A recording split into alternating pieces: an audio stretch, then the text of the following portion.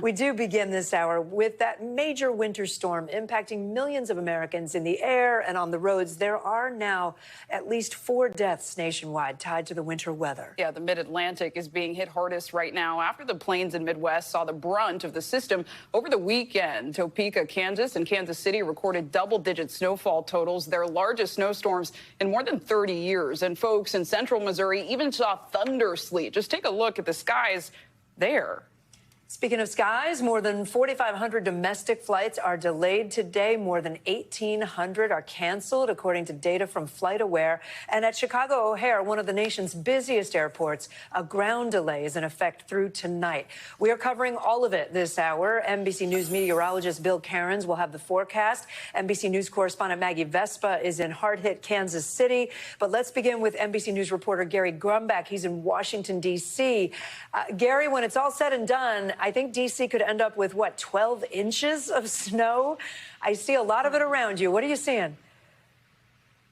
Yeah, close to it, Kate. We real winter wonderland here in downtown D.C. I am not an official meteorologist here, but this is about 6 inches or so of the white, fluffy stuff right now, and it's a good thing that everything is pretty much shut down today. The federal government is closed. Schools around the entire region are closed in D.C., Maryland, and Virginia.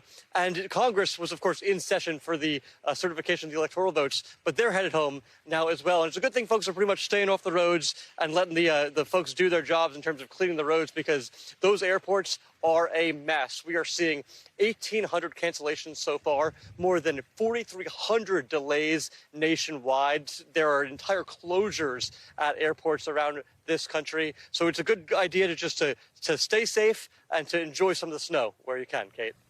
Great tips, Gary. Thank you. And Maggie, let's bring you in. People in Kansas City are dealing with one of its largest snowstorms ever. And as we mentioned, in that part of the country, the storm has turned deadly. What should we know?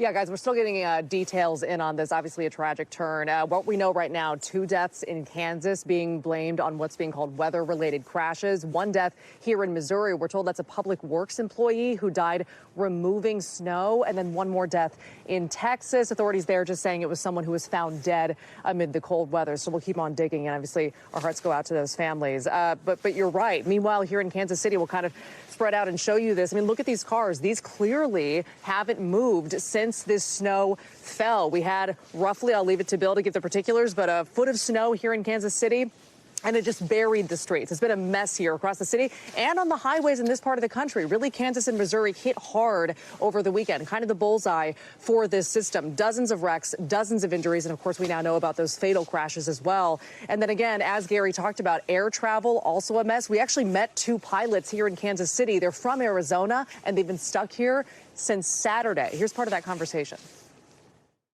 Yeah, I knew we weren't going anywhere.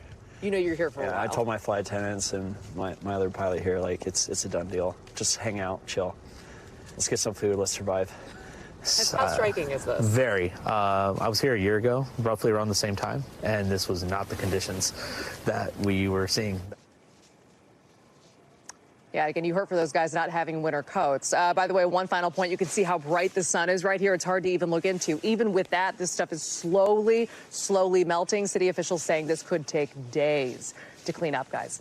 All right. Good sledding, maybe. Bill, let me bring you in. What are we watching for today? And I know there might be a second storm moving in. Yeah, it's that time of year. So the bulk of the heaviest precipitation is heading off the East Coast. The backside's going to have another 1 or 2 inches that's going to move through West Virginia later tonight around Washington, D.C. So we're not calling for a lot of heavy additional snow, more nuisance-type stuff. So a lot of people are already beginning the cleanup. But it's cold behind this storm. We have cold weather advisories all along the Gulf Coast, from Tampa all the way back to New Orleans.